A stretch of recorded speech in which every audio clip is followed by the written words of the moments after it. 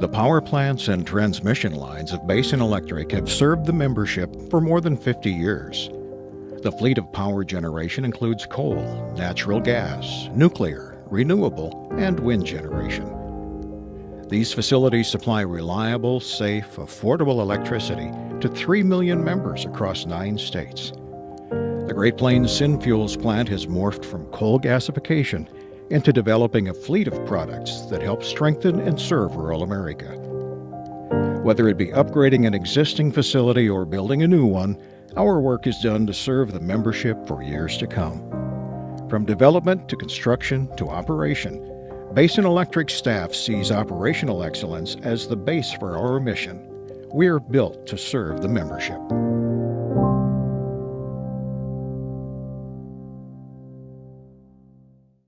Good afternoon. Okay, I heard some people out there. It's kind of bleak. Operational excellence. As Kermit alluded to in my introduction, I started out as an electrical lineman. Worked my way through becoming an electrical engineer. The one thing I've learned about our industry, operational excellence is not an option. We work really hard to keep the lights on every day. This panel here today is comprised of 3 people who really understand operational excellence. Matt Greek, Senior Vice President of Engineering and Construction. Dave Sauer, Senior Vice President and Chief Operating Officer of Dakota Gasification. And John Jacobs, Senior Vice President of Operations. Each of the panelists will give a brief comment or two, and then we'll continue with a question and answer portion when you'll be able to ask questions of the panelists. There are mics on both sides of the room up front here for you to use, and if you can't come up front, or if you raise your hand, somebody will find you with a floor mic. To begin with, we'll start with Matt, then we'll move on with Dave, and then finally with John. Matt, please start us out.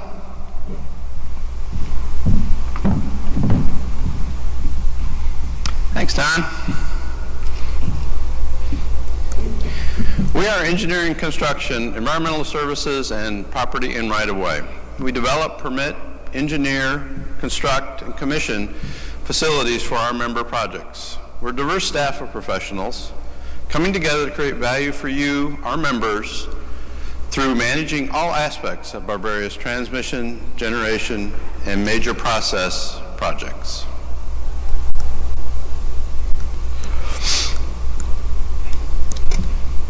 Of course, most of our work involves existing facilities and the development of new facilities. As we roll towards completion of the urea project, we see the realization of years of hard work and dedication, a competitive facility that takes advantage of our existing ammonia plant. This is an exciting time as we come to the conclusion of this 6-year project.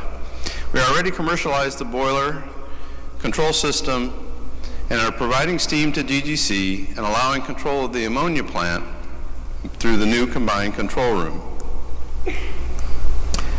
With completion of the CO2 liquefaction and main urea and DEF process facilities later this month, we'll begin a short run of the facilities on water in preparation for initial process operation with ammonia and CO2 in December. Over 3 million man-hours of work has gone into this state-of-the-art project, and we are all eager to see it begin its productive life. As with the urea project in 2012, our work typically starts with studies that lead to understanding of the opportunity and challenges that we face. With years of growth around our Mandan TSM facility and throughout our service area has come the need to move and expand that facility. The Minokan TSM facility provides an example of what a project looks like in its earliest stages. A simple sketch becomes a proposed routing diagram or a site layout. This work becomes the basis for siting the project, which feeds and provides the foundation for right-of-way and permitting work. We look at alternatives and we work seamlessly together to create cost-effective solutions and appropriately balance cost and long-term value. The Blaisdell to Plaza project is an example of how we work through competing interests and considerations. Here, as always, we worked with you, our members, and regulating agencies to route and design the project so that member interests were served and sensitive areas respected. We are proud of the track record of consensual acquisition. The credit for that goes to you, our members, and the innovative solutions that come from member staff collaboration. The LRS SCR project provides an example of our cooperation with federal and state regulating agencies where we encountered and resolved our differences through collaboration. A product of years of effort and differing directives on how best to comply with regional haze regulations, the SCR project reflects a compromise by all parties that respects the needs of the project. You, our members, are critical in both helping to address these types of challenges and support our work through forums and public comment periods. Once permitted, we turn our attention to execution and ensuring appropriate cost estimates. Budgets are prepared and work tranched to ensure transparency to project challenges. Preliminary engineering is replaced with final engineering as equipment is specified. Board support is critical in authorizing monies to ensure final project commitments are well-founded, allowing higher accuracy estimates with full project authorization closer to execution of construction and procurement. This is important because it allows us to more accurately forecast the market and expected costs for the equipment and services that the project will require. The LOS Ash Management Project shows a project well into construction. Modifying existing facilities always brings unique and frequently complex challenges. The LOS Bottom Ash Project is no exception. We address these challenges by collaborating with our project partners around final project design. Things like operability, maintainability, and constructability reviews provide the opportunity for identification and clarification and resolution of project challenges. In the end, we come together to create a cost-effective and efficient project in support of you, our members. As construction matures, packages go to commissioning. The ABS to Nesset project, with its 345 kV transmission lines and multiple substations, provides an excellent example of how work is transitioned to Basin's operations and maintenance staffs. The commissioning team takes completed systems from construction, tests them, and transitions them into commercial operation. As we have always done in the past, we continue to make it our mission to work together as a team to ensure we are all built to serve you, our members, for many generations to come.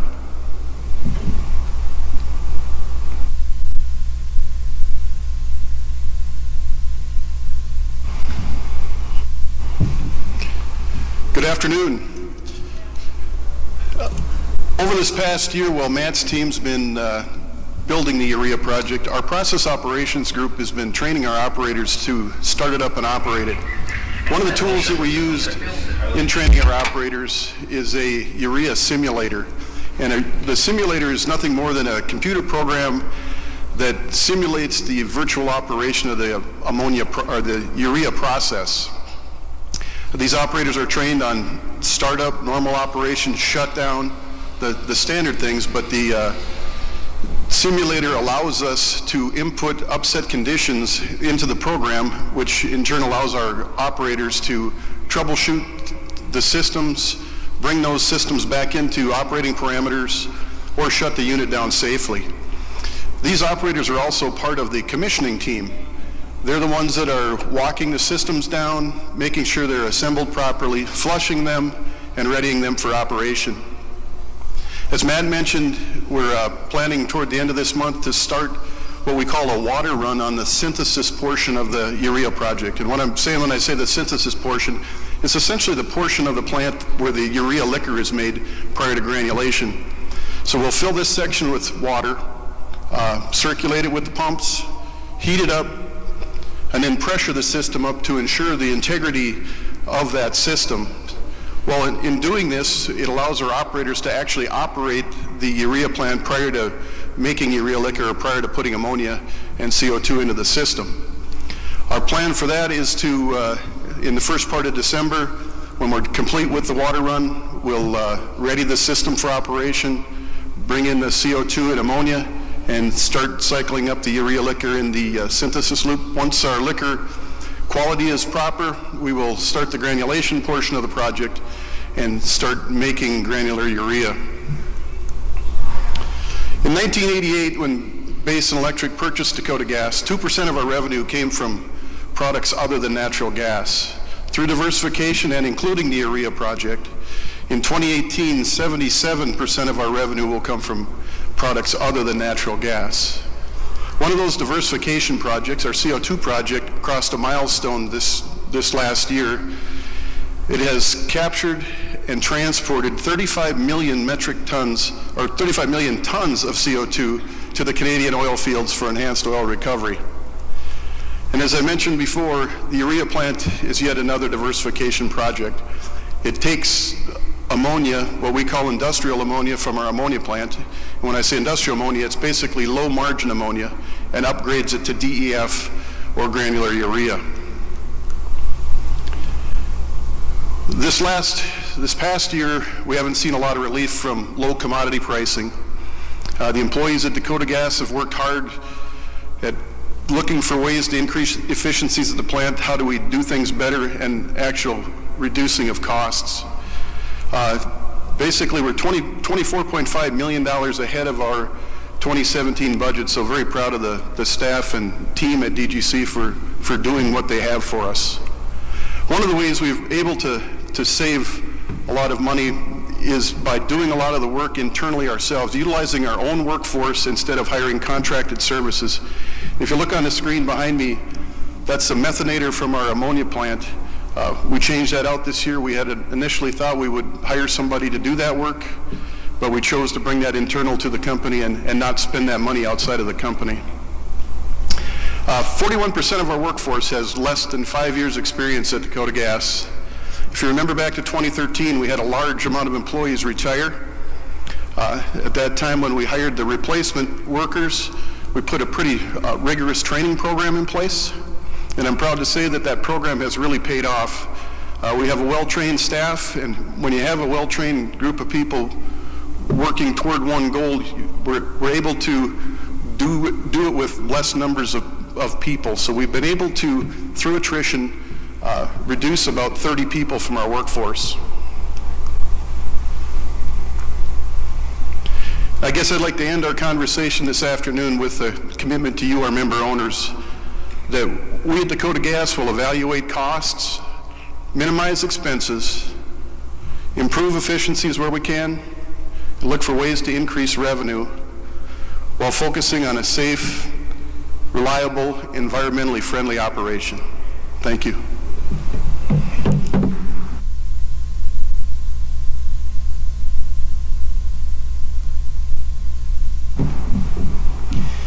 Anywhere in the cooperative and as subsidiaries, you can't start or stop a conversation unless you bring safety into it.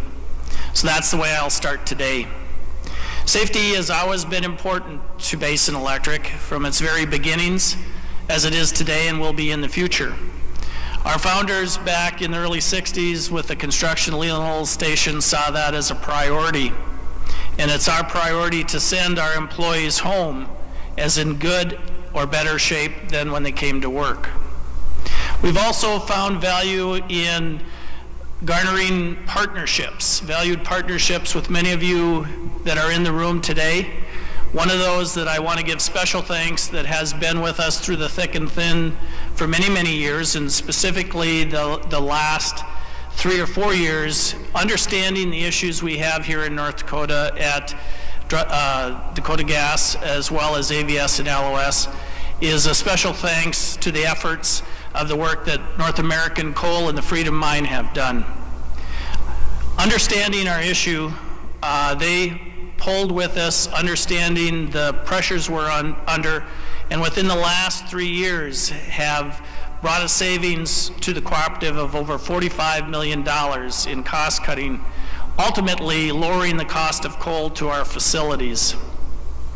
And as partners do, they came together with us and we looked at what can we do with the synergies between Basin Electric, DGC, and the coal mine to bring more value added to you, our vendor, or our member owners. One significant outcome from that effort was we were looking at our coal mix. For many, many years, we brought PRB coal in from Wyoming to our Leland Knolls station. At one time was a compliance coal to keep the unit in compliance with environmental regulations. Since then, we've installed wet scrubbers, which took away the SO2 problem, but we were also working on deslagging issues that we needed with the higher sodium coal in North Dakota lignite. With the reduction of some of the capacity factors in Leland Knolls that we've seen in the past going in the market, we felt it was a good effort to wean away and go and take those tons and put them in the Freedom Mine, helping them increase tonnage, which helps bring the cost down. In and of itself, just by cutting off the PRB coal, there's a $10 a ton savings in just shipping coal from Wyoming to North Dakota. As most of you endured, especially here in North Dakota, the winter months, as we started out, was a very difficult time. And our fleet and our employees worked through it as they usually do in great efforts, and kudos to them for the work effort that they put in. All the assets ran well and brought that additional value to the members as that work effort was completed. 2017 was also a busy year with major outages. We had 4 of our 8 coal plants undergo a major outage. 2 of those at AVS 1 and LRS 3 were completed this spring, and 2 others having be with LOS 1 and LROS 1, which are currently finishing up and should be back in service shortly. LRS 1, major effort, as Matt alluded to, is undergoing the installation of an SCR, or selective catalytic reduction process that will ultimately lower the NOx from the flue gas to meet new EPA standards. All these units either did or will finish those outages under budget and mostly on time. Basin Electric has never been adverse to serial number 1 and serial number 2. Paul alluded to the integrated test center that we're putting in at our Dry Fork station in Gillette, Wyoming. It's an effort put together, originated by Governor Meade, with Basin Electric, Wyoming Municipal Power as owners of the facility, the state of Wyoming, Tri-State, and NRECA. It's being constructed with a budget of $15 million, funded by the state of Wyoming, Tri-State, and NRECA with in-kind from Basin Electric and WMPA. As Governor Meade likes to say when he talks about it, is how can we reimagine CO2? So what better place than our Dry Fork station, which is arguably the newest and most economically compliant facility in the nation, to prove out what we can do with CO2, the only remaining challenge that at this point is on the environmental horizon.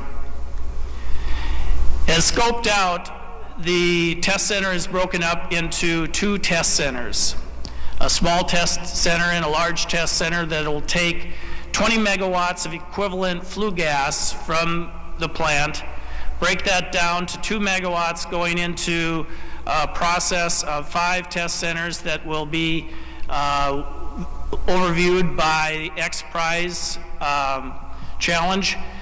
What they will do is they went out nationwide, looked for technologies, I should say worldwide for technologies. At one time there were 12 different countries involved. It's down to 7. Will be shortly reduced to the 5 that will test at the Integrated Test Center. Those 5 will receive $1.5 million as partial of the reward, and after a 2-year period, the remaining $7.5 million will go to the best evaluated technology. When we're talking technologies there, it's not your typical enhanced oil recovery type process. It is truly what you're going to do or be able to do to look at reimagining CO2 into a sellable product versus a pollutant that needs to be put underground or whatever else we may look at doing it. This will be a challenge to make it into a sellable product.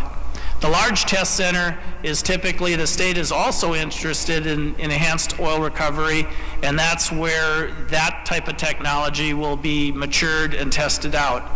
After the 2-year period, it is a great area where we could possibly take the technologies from the X Prize that are at a smaller test scale and test them out and prove them at a larger scale. So we're really excited about that, and waiting to see who those top 5 will be and what type of products that'll come from it. We should know fairly soon. With that, as I said, I hope you have a safe meeting. I hope you have a safe year to you and all your employees, and we appreciate your support of our efforts of Basin Electric. And with that, I'll turn it back to Don for questions. Thank you, John. Thank you to everybody on the panel. Now, this is your opportunity to ask questions of these 4 esteemed colleagues. And believe me, I've tried. I haven't stumped them yet, but you're more than welcome. We have mics on both sides of the room over here. Or if you have a question that we have a floor mic, just raise your hand. Somebody will bring a mic over to you. As you're rushing to the microphones, I've got a couple of questions already for them, and so I'll just kind of kick it off here. First one's going to be to Matt. And Matt, you touched on the urea project, okay? And I got to tell you, in the audience here, I know, because I've heard it already a couple times already this morning, why did the urea project have so many cost overruns? Well, thanks, Don. You're welcome. So the urea project, like most of the bigger complex projects we do, starts off with a study. And in the urea project's case, there were no less than 3 studies that were done, and there are 2 engineering studies that are essentially the basis for the project and were the basis for the cost estimates that were used in the initial request for board approval. If we look back at the actual expenses on the project against what those studies suggested those expenses should be, there's really 3 things that show up as major differences. The first 2 are quantity variances. The quantity of labor to construct and the quantity of materials to construct were substantially higher than what were in those studies. The third piece of that is really the cost of labor itself, that is to say the rate of labor. So the actual dollars that we paid, not just for the labor, but for the per diems and other things that were required to attract and retain the labor, turned out to be much higher than what was projected in those studies. We managed that throughout the project in several different ways. In the engineering side, we actively manage the project by reviewing all the drawings and all the engineering that's done. We also reviewed with an eye towards ensuring that we did the scope that was necessary for the project and consistent with what the study said was there, and not necessarily things that we thought we would like to have. So I think the team did a real good job of staying focused on building the things we had to have and staying consistent with not just the spirit of the study, but to the extent there was detail in the study, the detail that was in there as well. In terms of the procurement side, we competitively bid everything that we had. So we were always looking for, and I think in every case got the best value bid we had available to us at the time. So I'm confident that all the pricing we had was reflective of the market that was available at the time. The third piece of that is probably the active management of construction. A lot of work there to ensure that we got the quality of work that we needed to get and we got the productivity we needed to get. We weren't successful at that in every turn. As you know, we terminated the contract of the general contractor back in January of this year. Happy to report that the work we've seen since then has been consistent with the standards we would expect and consistent with the cost estimates and schedule that are in place. So very much looking forward to seeing the project go commercial here within the next few weeks, if not early January of next year. Well, thank you, Matt, but I got to ask the question, and Dave, I guess this is to you. Even with the cost overruns, is the project profitable? Yeah, the project, with what it's projected to come in at, is a 5% rate of return. So it's still something that it's good for the membership. Absolutely, and as prices of fertilizer come around, of course, your payback gets better. Okay. Just out of curiosity, how many people work at DGC? 730 at the plant site. Okay. Now, I got to tell you, I hear the hallway chatter and things like that, and I hear, well, Basin's just keeping DGC alive for the jobs for North Dakota. I mean, it provides value to the members, doesn't it? Absolutely. Of course, we've been, over the years, as I think Paul pointed out in his presentation, the $1.5 or $1.4 billion worth of benefit that Basin's seen. And over the last few years, our net benefit to Basin has came down. We still have a net benefit to Basin, and in the 2018 financial forecast, next year's net benefit is at about $33 million. So that's So it's $33 million of rate relief to the members? Yes, it would be a little over $1 million, or close to $1 million. Excellent, thank you. John, from your perspective, just for my information and for the audience, how many coal plants does Basin either have directly own or we share with others? We have 4 sites and 8 power plants that are in our fleet.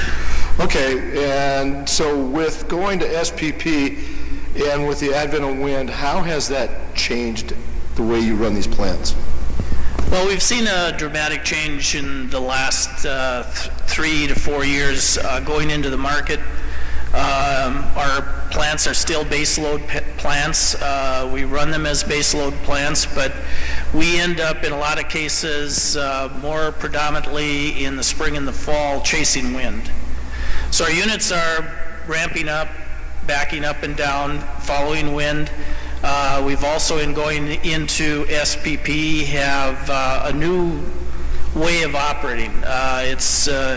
We look at a signal that comes from SPP that drives the megawatts. We're still in control of those units, knowing that there are upsets that we have to take out that control. But before we had the luxury between our facilities, if we wanted to do some minor maintenance, in North Dakota, we would be able to say, well, Leols, you stay up and we're going to take a 50 megawatt cut at one of our other facilities at AVS. We don't have the luxury of doing that anymore. Each facility, each unit has to stand on its own. It's like it's independent from the market. And our operators have learned to go with the market and be able to adjust to the megawatt demand changes very well. Thank you. I guess we have a question on the floor. Yes. What types of sellable materials might come out of these experimental projects? The CO2 ones in Wyoming? Yes. John? It remains to be seen. They've been talking about, I don't know exactly how they're going to break it down. One was even into like dental floss. We won't know.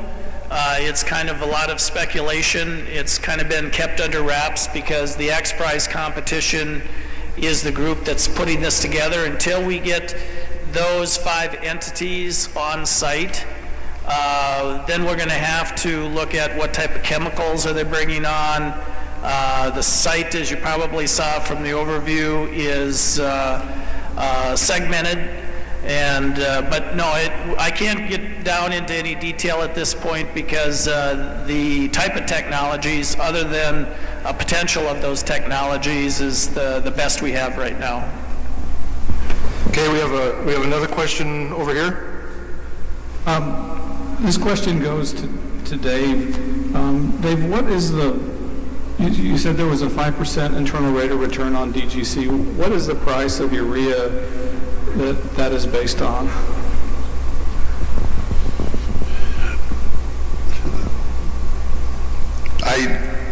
I believe that's, I don't know right offhand. Okay. And prices are higher now than when we did the work on that. Okay. Can you guys maybe check into that? And because I'd be interested to know what that price is and how that compares to where we are today or what we expect to be selling it in January. Absolutely. I guess I have a question for Dave, just as a follow-up to what Mike's question is. What does it take to make a ton of urea? I mean, we have a lot of farmers out here that use urea, and what's involved with it, and how do we compete in this part of the country? As far as the price, that's something that's kind of business confidential from the standpoint of we have competitors. But from our studies that we did internally, and we're actually just into a fertilizer study, we're very competitive within our 200-mile marketing area. One of the advantages we have, even over and above that study, is we'll be able to operate our ammonia plant more efficiently. We've been running it throttled back, if you will, in the wintertime, and not able to take advantage of its full efficiencies. So we'll actually be able to make ammonia cheaper, which in turn will, in some of those calculations we talked about, be able to make urea cheaper because the feedstock for urea is ammonia. Okay. You mentioned industrial ammonia. I'm an electrical engineer. I'm not a chemical engineer. So my understanding, my simple way of understanding is you're going to take industrial ammonia and you're going to upscale it so it's more profitable?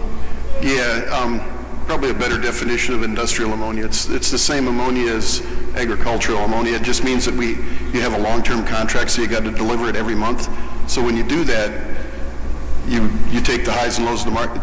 You set a price for that ammonia, and it's generally much lower than agricultural ammonia because they have to take delivery all the time. So by running the urea plant, we're able to take, instead of selling that ammonia at a minimal margin, we're actually able to upgrade it to DEF and urea. Okay, all right. One of the questions that I guess I see, and it's been talked about, is we always talk about Leland Olds, AVS, and DGC kind of being interrelated to each other. They share so much stuff. I mean, Leland Olds has got to be what? It was put online in the early 60s? 66. 66? 66. It's not quite as old as I am. All right. But I guess my question is, how much longer can you keep it running, and then what's the impact when we don't run it anymore? Well, it's a twofold answer there. Leland Olds is a well-operated, well-maintained station. It's an older station, so the efficiency isn't there. It's challenged now that it's got coal freight that you have. It's not mine mouth plant. And so we in the management team and the employees of Leland Olds are looking at realizing everything comes to an end. Right now, Leland Olds 1 is, life is at 2030, Unit 2 at 2040. And we know we've got challenges to look at, but with the austerity, what we're doing with the age of the facility, we're looking at once we get to, say on Unit 1, to end of life type issues, what do we want to have left? Do we want to have spinning reserve? Do we want to run the wheels off of it and take all of its useful life up? So those are the plans that we're making as we're looking at a year-by-year basis what we can do with that facility to best serve the members' needs. Weighing into that is the second part of that question is we are also efforting, because the mine was built for roughly 15 million tons. We have infrastructure and equipment on there to support that. Is once you start losing that, the cost goes up to all the entities. So it's not just one facility you have to look at the family, and as a group we're taking all those aspects into consideration as we make our decisions. Okay. We have a question? We have a question on the floor? Okay, yeah, we have a question on the floor. I was curious, are you going to be distributing this, the DEF and the urea yourself, or will it be going through a vendor? The urea, we have our own marketing group right now, and the urea basically in the beginning will do the distribution as we have with our agricultural ammonia. So we'll sell a lot to wholesalers and some distributors, and the DEF will be looking at selling that to a wholesaler right away. But there's a fertilizer study underway right now which is taking a look at what is the best netback for us going forward. Should we structure our marketing a little bit different than what we have in the past? Should we sell, instead of selling to the distribution types, should we be selling retail and things like that? And I believe Ken Rutter's going to have a little bit more in his presentation on the panel next that probably gets into that a little better. Okay. Again, this is your time to ask questions of this group. I think we've had some really good questions. I got a few more, but please, we have the floor mic and we have mics off on the side. If you have any questions, please come forward and ask them. It's your meeting. If you got any curiosities. So, I do have one though. John mentioned something in his discussion a little bit about austerity. And Matt, I gotta turn to you and just say, I mean, you listed off a lot of work we're doing. And we're doing it during a time of austerity. Why would we consider doing that? I mean, it kind of seems counterintuitive that we're doing those projects during a time of austerity. Well, a couple of things there. In terms of how projects are created, typically, for projects of size, they first show up on our radar on the long-range engineering plan, which is a plan that goes back, or goes out rather, 10 years. And so it's a forecast of things we need, opportunities we think might make sense to try to capture, or kind of other ideas for how to meet challenges, regulations we think are forthcoming, or something else that would drive us to do it. So that's sort of the genesis of where the work comes from, is part of getting into the long-range engineering plan. As those projects come into a time frame where we would have to think about forecasting them or budgeting them, we go through a financial analysis process to figure out whether or not it's worth moving forward to that next step. And then if it is, it goes into the forecast. There's another set of looks and reviews there. If it passes those, it goes into the budget. There's another set of looks and reviews there. Ultimately, if it makes it into the budget, then it goes at some point to the board and senior management for review and approval and consideration. So everything that we do, kind of regardless of the time frame we do it in, has been through that process, and in its own way has put forward a compelling cost of benefit proposition. And that's really how projects come to be, regardless of the environment they're in. Thanks, Matt. Mike, you got a question? Knowing the issues associated with the end of life of the assets you have now, of these older ones, what are you doing to prepare for end of life in the newer assets? Closures 25, 30, 40 years from now. What are you doing to prepare now for the next generation? We're using the same paradigm that we are with our Leland Oil station, is that each of the managers of each of those facilities, with the understanding that, Dry Forks is a new station, as you're kind of alluding to, versus what we might do at a Leland Oils. So we're doing lessons learned from that. How do we strategize, look at our workforce so that we're at the end of the life, we've used the usable life up of those assets. We've maintained them to the level that we want to. With the one point, and I always will go back to that, is each of those managers know that we will not operate at a lower level than safety will allow. Safety will always be first. And with that into consideration, they take each of their age of life, what is happening within the market, and we have a group from finance to engineering, marketing, as well as each of those entities say, this is my thought, this is what I think we can do for the following years. Those go into our budgets, they're evaluated, they're argued about before they become and talk to the board of directors about, before we come up with a final budget and capital project for the following years. Thanks, John. We have a question over here on the mic. Yes, thank you. I want to go back to that 5% on the internal rate of return. Just out of curiosity, I wanted to look that up because you keep saying internal rate of return. And it says the term internal refers to the fact that its calculation does not involve external factors such as inflation or the cost of capital. So when you consider inflation and the cost of capital, is it still profitable for our members? Yeah, and Steve, I might have to phone a friend here again, but Steve Johnson is the CFO with us. We generally base this on our 10-year financial forecast, which has an inflation factor put into it. So I guess the answer would be yes, it includes those types of factors. Is there a way to see the numbers that you're talking about and how that calculation has come together? I'm sorry, I didn't get what you said. Can you share those numbers of how that calculation has come together? If not today, tomorrow. In the member session? This will be something that we'll have to discuss, because actually I guess we'd have to go to talk to finance on it and work it through that process. Thank you. Okay. Got another one. Another question out there.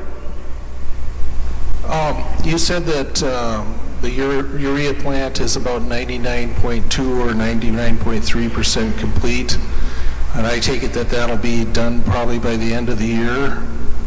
Is there going to be any other costs involved with completing the project?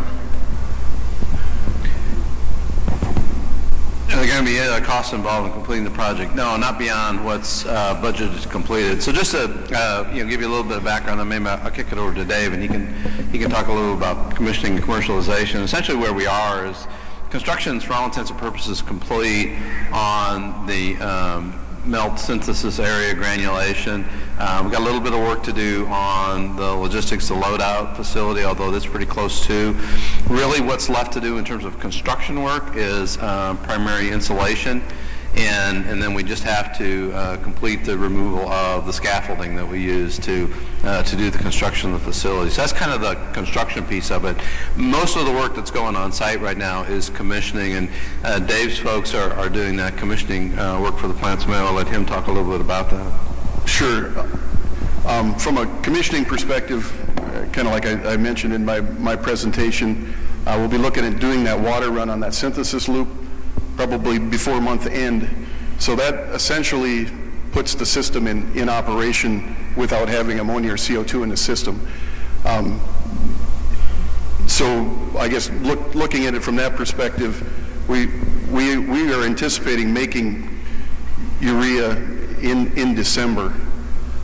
There's still a few closeout things, I guess, that we're talking about continuing on, like paving, doing some of that in the spring and things like that, but everything that I can see will be essentially complete by the time we start making urea. Okay. We have a question over here. Yeah, just maybe a question for all three of the panelists.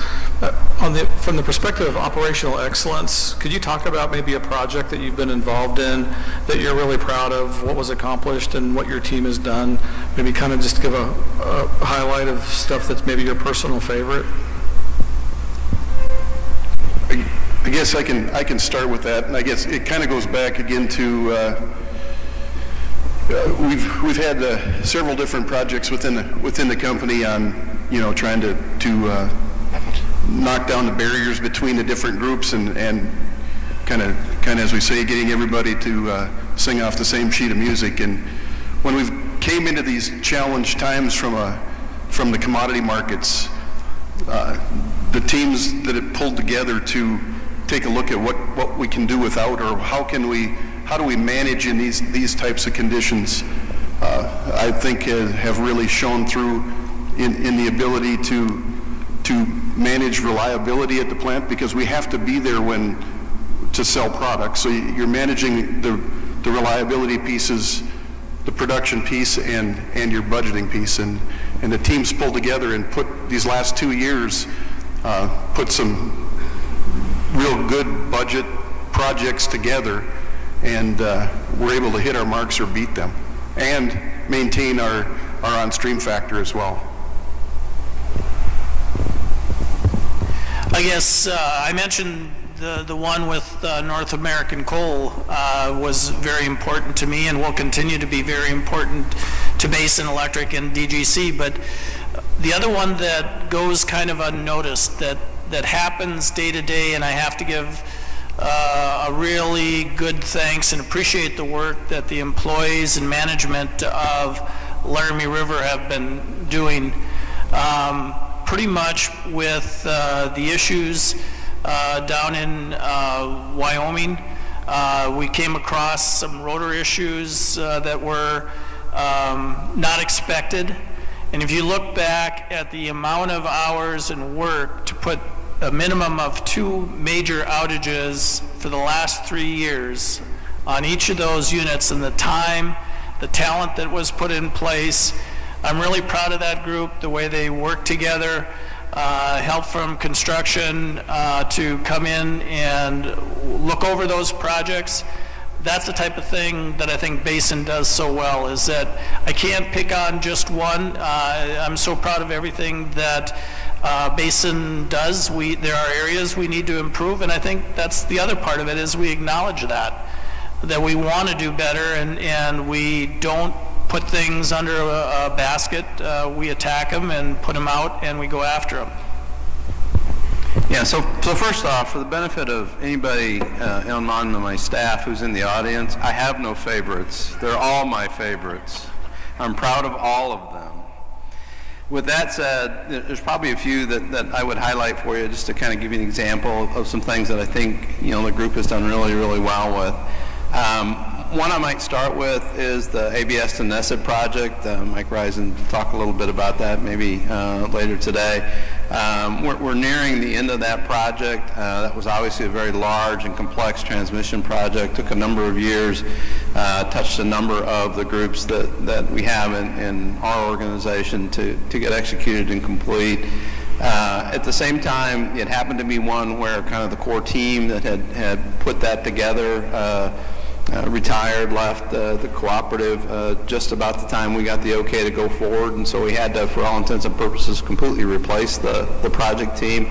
And I can't say enough about that group and the way they came together and filled their gaps, learned what they had to learn, and turned around and applied it and got us where we needed to go at a time when that transmission addition was absolutely critical to us. So that's one. Maybe number two, one that isn't complete yet, the SCR project at Laramie River. When we first looked at that, we got a directive from the federal government that said we had to put essentially 3 SCRs on Laramie River, and our estimated costs at that point were over $750 million to do that. Through a lot of hard work by a lot of different departments, we were able to negotiate a settlement with them that led us to 1 SCR and 2 SNCR projects, and took that $750 million down by almost half. And the thing that I would report to you there is having moved forward with that project and being kind of in the middle of that, as we see here today, it looks like we're going to come in almost $100 million under what we expected to have on that project, even after all the negotiations were settled. So can't say enough about the team and the way that's coming together there. And then last but not least, I would tell you I'm very proud of the urea project. It's obviously been a project that's challenged us in a lot of different ways. It's big, it's complex. It's the only significant new project that DGC has ever done. It's the only significant process project we've ever done. We faced about every challenge you can face on a project. There's a handful of folks, and I do mean just a handful, who started with the project who are still working on the project, but they've done wonderfully. They've stayed in there. They've kept their spirits up, and they've worked through all the challenges we've had. And I can't say enough about staff and what they've done for us, and the value of the contributions that they've made, both on that project and on all the projects that we've done. We have a question on the floor. My question, and maybe it's more of, have you done any kind of analysis on this, but as cooperative managers and directors, we are charged with bringing the best value to our end member. And Right now, with DGC operating the way it is, we're having to probably have higher than normal electric rates to help cover some of those offsets. And to fix that, we talk about we need commodity prices to go up. So in order to keep our electric prices down, we have to have increased commodity prices or increased fertilizer prices to our members. Where's the offset there, or where's the middle ground to make that benefit help our members out in the end? Well, I'll try to answer that one. You're right, the commodity pricing is one way we can continue to work on reducing costs. That'll help a little bit, but we are still a net benefit to Basin, even though we aren't the same benefit that we were before. So trying to work our way toward that. Paul talked about a few things this morning in his conversation about trying to set DGC up such that we have some options with it, and we'll get into that a little deeper tomorrow in the members meeting.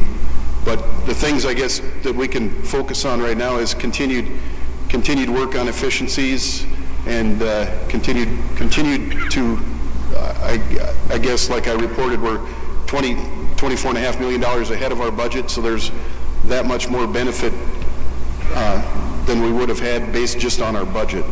So those are some of the things that we can do right away to help as much as we can with the membership. Okay, we're kind of coming to the end of our time here, and everybody's rushed to the microphone, so I got one last question, and I'm going to ask it and have each one of these fine gentlemen answer it. And it's a fairly basic question. Where do you see Basin and or DGC in the next 10 to 20 years?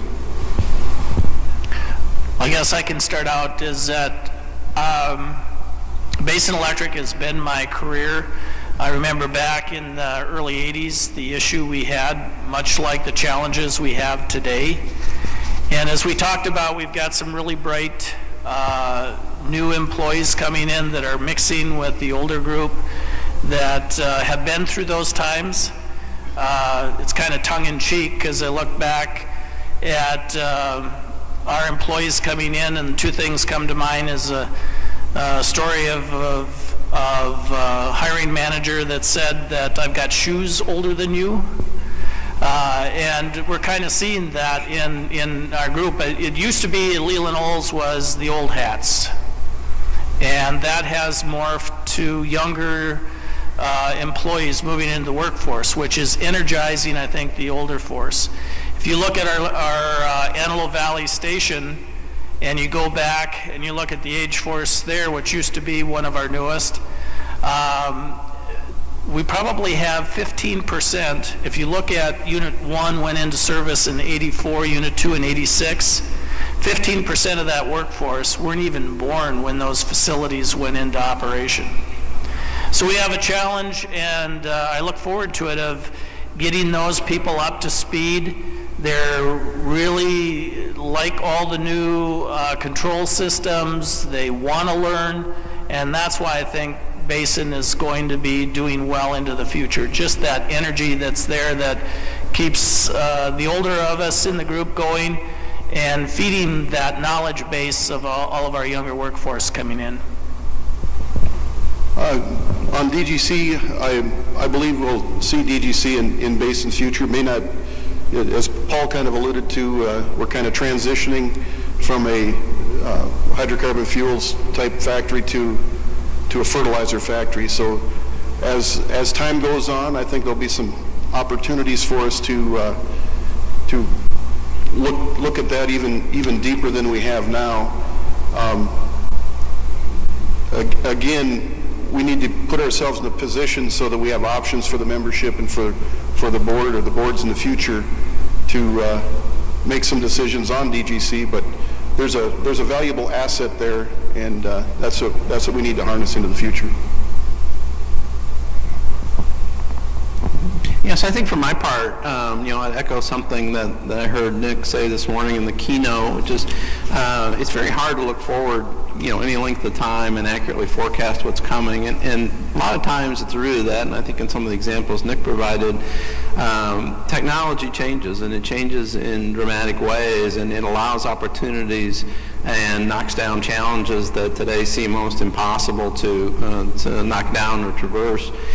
And so I think when we talk about what does our future hold, I think there are any number of potential changes in technology that could provide a substantially different environment for us and fundamentally change what we do and how we do it. I think an example of that is storage. Sometimes we talk a little bit about battery storage. It's not really quite economic today, but if you see a breakthrough in that technology that makes it more competitive, then it fundamentally would change the business we're in, one from an on-demand business to one of more of a batch processing business, not just like what we have with DGC, where we have the opportunity to store and manage and make better utilization of the facilities you have. So I think that's probably for me the wild card, and the thing that 10 years from now or 20 years from now when people get together and talk about the state of the state, I think it will be likely some of the changes in technology that really are at the root of some of the most dramatic changes we will see between now and then. Thank you. I want to thank each of you who came and asked questions. I want to thank this fine panel for participating, and please join me in a round of applause for them.